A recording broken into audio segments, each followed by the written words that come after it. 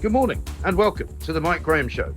We've got a hell of a show for you today because we're going to talk about David Lammy. What on earth is he up to? He wants to do away with jury trials. Meanwhile, there's a whole load of prisoners running around the country that got released by mistake. Nobody knows where they are. What is going on? Also, we're going to talk about doctors because guess what? They want to go on strike again. That's right, those junior doctors just before Christmas, the week before Christmas, are going to go out on strike for about 6 or 7 days. What an absolute disgrace. We're also going to bring the latest on Rachel Reeves, how she was thrown under the bus by some people from the Office for Budget Responsibility. Plus, we'll be asking the question, why doesn't anything work in Britain? This is the real home of common sense. Let's get it on. Good morning. Let's talk about David Lammy. Why? Because yesterday, David Lammy, the Justice Secretary, was all over the place. And I don't mean he was all over the place like he usually is, messing everything up, not knowing what he was talking about. Yes, who acceded to the English throne at the age of 9 on the death of his father Henry VIII in 1547?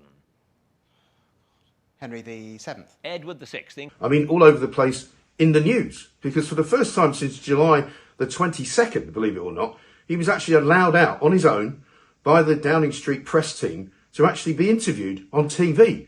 Because you know what happens? Normally, when he's interviewed on TV, he makes one blunder after another. Who can forget the time he stood somewhere in his constituency talking about the lack of police, when he said the actual words, well, we've been standing here for quite a long time and I haven't seen a police officer.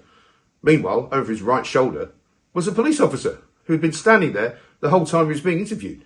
So Calamity Lammy, as he's known, who has gone from pillar to post in all sorts of different jobs, who has changed his mind more times than Genghis Khan.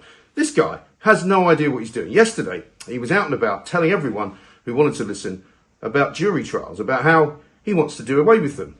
In fact, he doesn't just want to do away with jury trials for one particular purpose. He wants to do away with jury trials for all sorts of reasons. He says jury trials hold up the justice system. He says jury trials are bad for business, when in fact just a few years ago he actually said that during COVID jury trials were an essential part of democracy.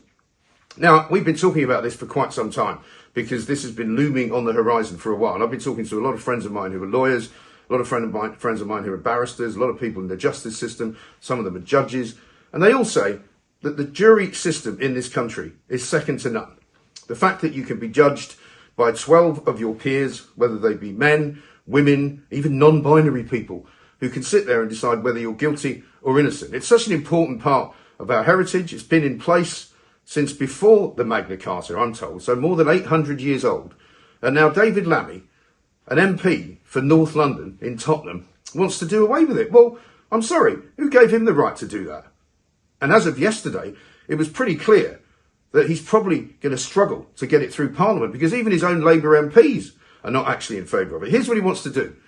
He wants to say that any crime that you commit, which has a sentence of less than 3 years, will mean that you can just be tried by a judge.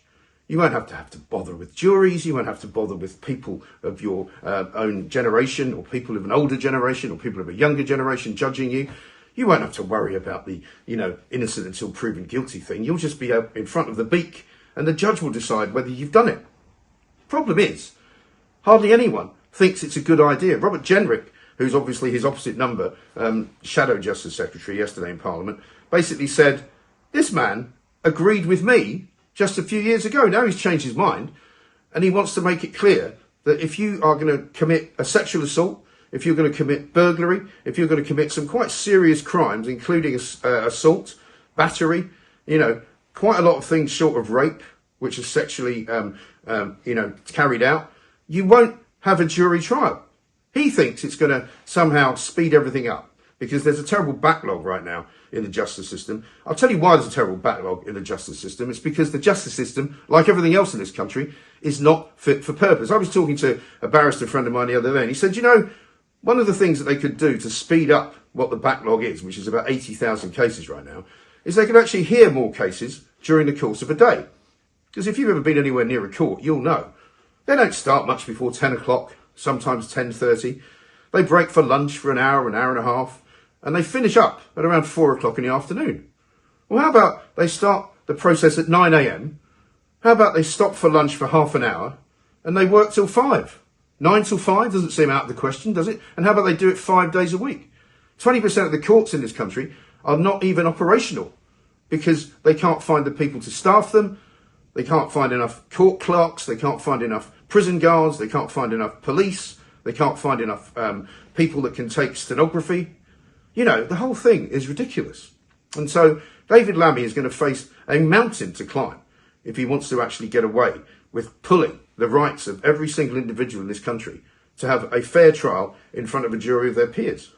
Yes. Who acceded to the English throne at the age of 9 on the death of his father Henry VIII in 1547? Henry VII. Edward VI. But there was also something else that he was getting railed up about yesterday, and that was, of course, his terrible record of releasing prisoners when they shouldn't be released. Who can forget the guy from Ethiopia who was released from prison after committing a sexual assault on a teenage girl in Epping? Do you remember him? He was staying in the Bell Hotel, and he actually managed to be captured after he was released by mistake. But he was released by mistake, a sex offender, right? Who was left to roam the streets of London. He even got on a train from Essex when he was let out, went to London, wandered around for a while before somebody actually spotted him and figured out who he was. He was quite happy to go back into custody because he knew that he'd then get deported with our money. He was given something like 500 quid to go back to Ethiopia. For all I know, he's come back on a boat and he's back here because he didn't go to prison in Ethiopia.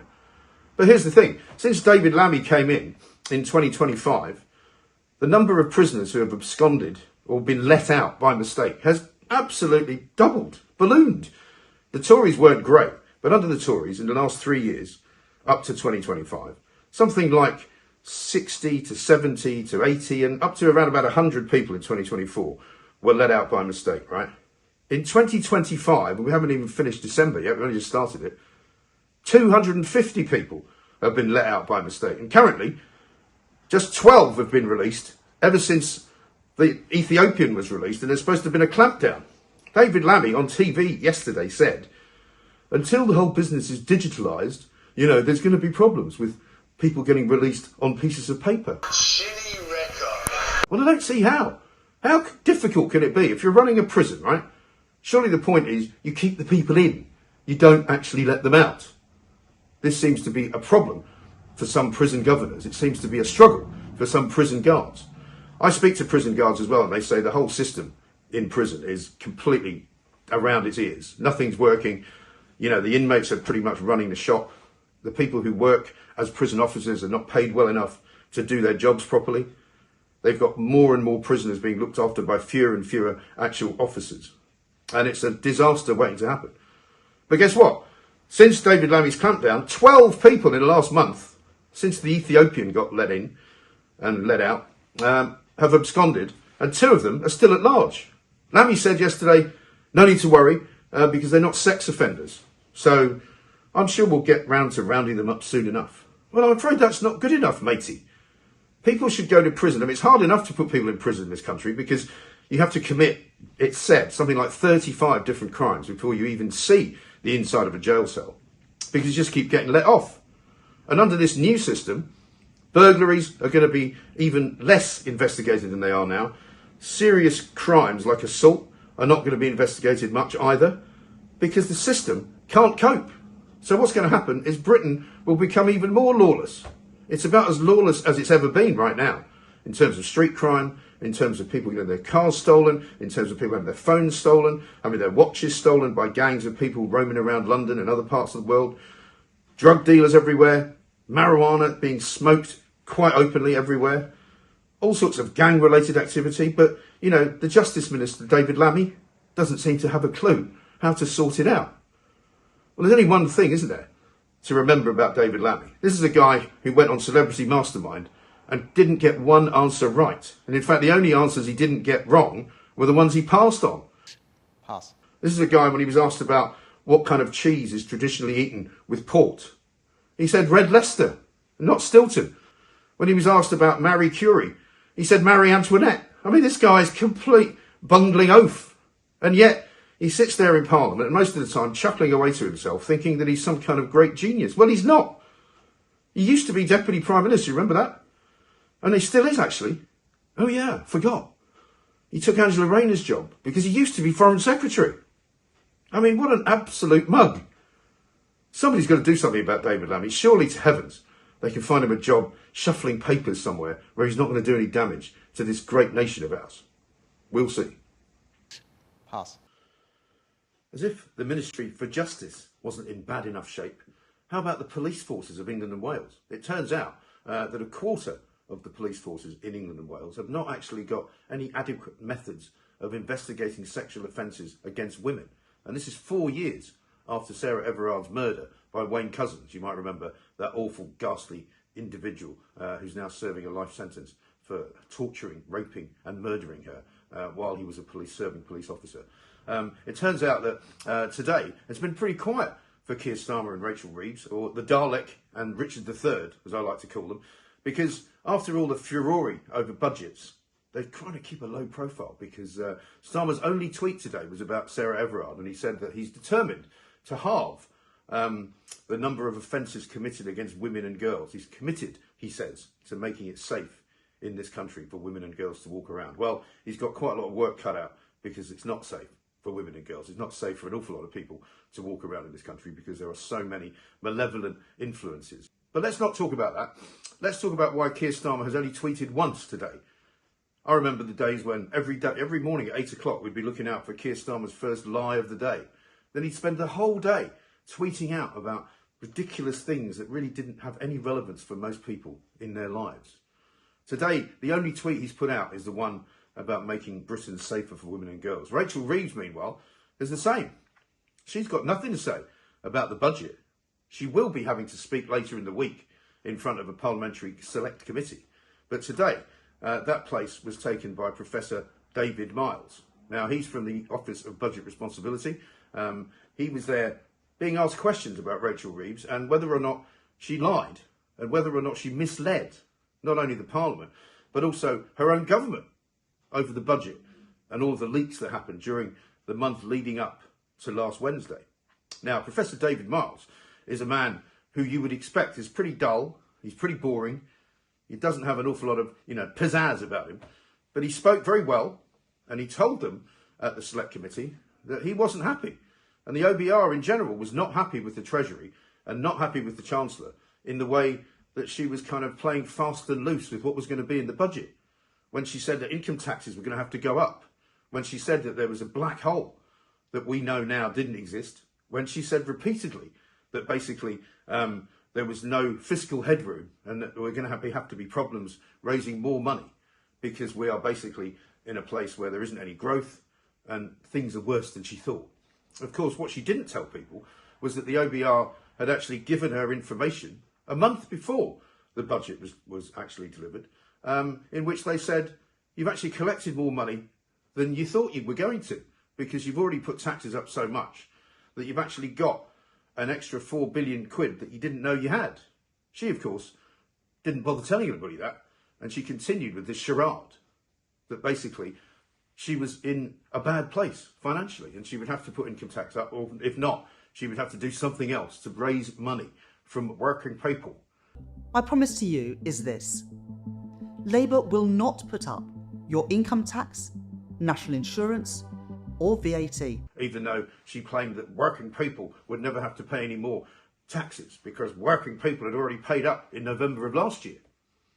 So he was very clear when he said, basically, this guy, the professor, that he made it very clear, and the OBR made it very clear, that these leaks that were coming out of the Treasury and the leaks coming out of the Chancellor's office were unhelpful, that this was not something that they thought was a good idea, and they told them so. And of course, he didn't quite go as far as to say that she lied, but it's certainly clear that he believes that she misled Parliament, that she misled the country, that she misled her own backbenchers, and she even misled her own cabinet colleagues, because they were all complaining at the beginning of this week that they thought that, her time was up. Every poll that you see says that she should resign. Everyone you ask says that she should resign. The only person who doesn't think she should resign is Keir Starmer. But guess what? One organisation reported the professor's visit in front of the committee completely differently. And that was the BBC. Because you know what the BBC are like. They love protecting Labour ministers. They love protecting Keir Starmer. They love protecting the Chancellor of the Exchequer, Richard III, as we like to call her. They actually put out a report that said that the professor had denied that she lied, that he denied that she'd misled anyone. And they tried to make the slate clean, as if she can just sit there, continue to lie, and continue to get away with it. It's quite extraordinary behaviour. People who are journalists of many years standing are saying to me, I've never seen anything like this. We have never seen anybody so barefaced and so incredibly stubborn and just so incredibly misleading. She hasn't told the truth. Everybody knows it. And yet, she's still sitting there. For how much longer, though, I do wonder. Christmas is coming. The goose is getting fat. But of course, nobody's going to have any money. So it's going to be a pretty miserable one for an awful lot of people. I would not hesitate to suggest to you. But guess what else is going on as we lead up to the festive period? You know, while you're buying your Christmas tree, while you're decorating it, while you're visiting Winter Wonderland in London, while you're walking around, maybe doing a bit of Christmas shopping. For heaven's sake, what you want to be very careful about is you don't want to get ill, right?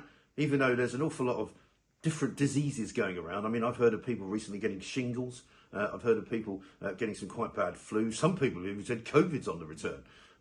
But listen, here's the thing. The BMA, the British Medical Association, I'm afraid, is at it again in the form of Dr. Jack Fletcher. He's with the BMA, which is effectively not really a medical association at all. It is a Marxist organisation. They should call it, in fact, the British Marxist Association, because it's supposed to represent doctors of this country in the NHS, and the doctors in this country, who used to be called junior doctors, who decided not that long ago that they wanted to rename themselves as resident doctors, because somehow they think it sounds a bit more important, because they used to think that stupid people would go, oh, but if you're only a junior doctor, then you're not really a proper doctor, are you? Everybody knows that doctors go through a very, very long training process, years and years and years of study.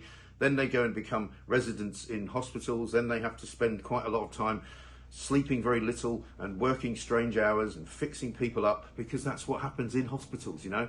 I've never understood why people who want to be doctors then become doctors and then complain about the work that they have to do as doctors, right?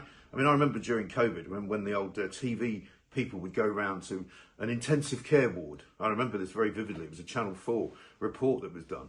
And a woman walked in and there were people in intensive care who were on respirators, right?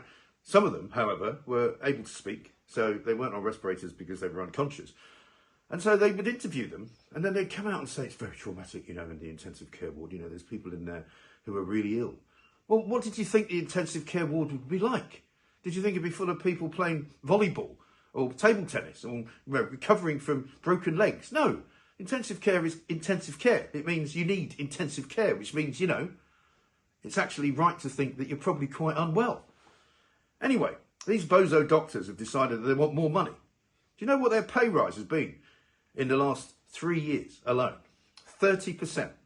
They were given a whopping great 22% pay rise by Wes Streeting as soon as Labour got in July of last year. 22%, right? They'd already got around about 8% from the Tories. And now they still want more. They still say it's not enough. They want another 28%, which would effectively mean over 3 years they would have had more than 50% pay rise. Imagine that. So even if you're earning what some people would say is not very much money for living in London, say you're making 30,000 as a junior doctor, you're suddenly going to be making 45,000, which even when Rachel Reeves is finished with it is quite a lot more money, even though she's going to grab even more tax off you. But they've decided to go on strike, and it's the 13th, it's the 14th time they've actually gone on strike. They've already had 13 strikes up to now. And it's just ridiculous. They had one just a couple of months ago, and every time they do it, it costs millions and millions of pounds. 300 million, I think the last one cost. And they reckon that around about 1.5 million people are displaced. People who should be going to hospital, people who should be having operations, people who need to be seen by doctors. But the doctors are on strike. In my view, they shouldn't be allowed to go on strike. Certainly not after the way we've treated them. This is all public money they're getting, by the way. This is all money coming from your taxes and my taxes, right? And none of them are badly paid. Promise you that. But they're going on strike, guess when? Just before Christmas, from the 17th of December to the 22nd of December. Now, I read a report in The Guardian, believe it or not, and they said it's a 5-day strike. Well, no, they're not very clever at The Guardian, because in my world, 17, 18, 19, 20, 21, 22. That's actually 6 days. It's a 6-day strike. And you know exactly why they've done it. It's a bit like the way the train drivers used to operate. They'd operate a strike which would take them into, say, a weekend. And then they'd know that on the Saturday they wouldn't have to turn up for work. On the Sunday they wouldn't have to turn up for work. So the strike would actually effectively give them a free weekend off. Same goes for these characters, right? Because I think the strike starts on a Wednesday and goes all the way through the weekend, finishes on the 22nd. Everybody knows then people are in sort of, Christmas mode. So they probably won't work on the 23rd. They probably won't work on Christmas Eve. And they probably won't work on Christmas Day or Boxing Day. So effectively, they've got themselves a 2-week break. Of course, some of them will have to go in. But it's absolutely ludicrous, isn't it? The British Medical Association is a complete and utter disgrace. They've let down the Hippocratic Oath, which is first do no harm. Why on earth did you become a doctor if all you want to do is stand on a picket line and shout and blow smoke through a bullhorn? I mean, surely you must have a care about the people that you're supposed to be caring for. So 1.5 million people will no doubt who thought they were going to be seen by doctors, who thought they were going to be able to go into a hospital to get an operation done, for which they've probably been already waiting about a year, if not more, that'll be cancelled. And then there'll be another backlog and another backlog. And it'll be into next year, 2026. And they've already said they want to do more striking in 2026. It's ridiculous. We shouldn't allow it. And of course, it just goes to show that when Labour gets in, the more strikes there actually are, because the unions know that they'll be caving in. Wes Streeting has said it's a cynical manoeuvre, and he's saying that he's never going to give them any more money because they don't have any more money. But of course, in the end, the unions always win, because at the end of the day, Labour needs money from the unions. Labour needs to be bankrolled by the unions. And so they'll end up just giving in and giving them what they want. And once you start answering ransom notes, once you start giving people what they're demanding, guess what they do? They come back and demand more, which is exactly what the BMA are doing. I think they're an absolute disgrace. Merry Christmas. Do you ever sit around and wonder why nothing works in this country? I saw a story the other day in which it said that the Avanti West Coast trains are going to be coming from Manchester to London. They're changing the timetable somehow. And don't ask me to explain how this is going to work, but I'm telling you this, it's bizarre. They're going to run a bunch of trains from Manchester to London slightly earlier than they normally do, but nobody's going to be allowed to get on them. Huh? So you're going, sorry? What do you mean?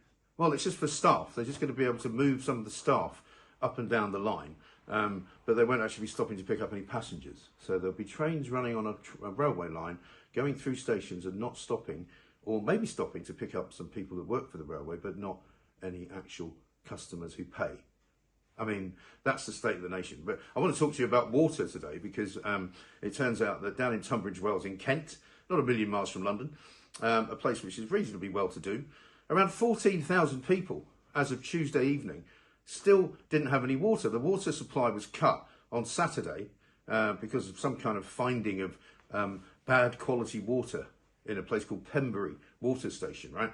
Nobody's quite sure what that really means, but it means there was something bad about the water, which means either something got into it or some kind of deposit had been made, some kind of, poison, something that was not going to be good for people to drink, generally speaking anyway.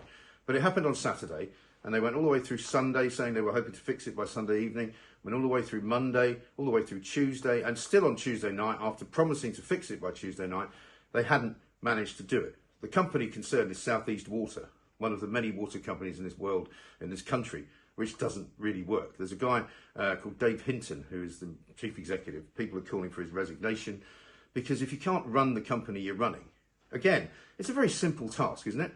If you run a water company, right, water falls from the sky in rainfall, right? All you got to do is collect it. All you got to do is put it into pipes and deliver it to people's homes. And for that, you get to charge them. I mean, it doesn't sound that difficult, does it? And of course, when they've used the water, you take it away from their home by the purposes of a drain and some more pipes. What we know, though, of course, is that in this country, running a water company doesn't make you any money. I don't understand why. You're basically charging people for something that you can get for free, and yet you can't make any money. You seem to be giving all of the money away to shareholders. Most of the water that you actually pump through the ground goes into the ground because you've got so many leaks in the pipes. It really is quite an extraordinarily badly run business. Now, you might blame the Tories for privatising it. You might say that they should now nationalise it again. I don't really know which of those is the right thing to do. Because if you had a proper company running a proper private organisation, it would run really well. But unfortunately, because this country is completely broken, they can't even run a pipe from point A to point B without all the water leaking out of it before it gets there. I mean, billions and billions and billions of litres of water leak into the ground every single day. But I feel sorry for the people of Tunbridge Wells because, like I say, 14,000 of them last night, and probably for most of today and possibly tonight, will be out of water. Still, GP surgeries have had to shut down, schools have had to close, they've had to pump in hundreds and hundreds of millions of litres of water so they can give it to people in bottles. The whole thing is complete and utter shambles. And of course, the government hasn't said anything. Ed Davey's been jumping up and down about it, saying that this guy should resign and that guy should resign and somebody should do something. But the government don't seem to be capable of doing anything to solve the problem. It might not even be their problem, but surely to God, the people of this country who are being charged more and more council tax, more and more income tax, more and more capital gains tax, more and more corporation tax. You know, the amount of tax that we are being charged now is prodigious, ridiculous.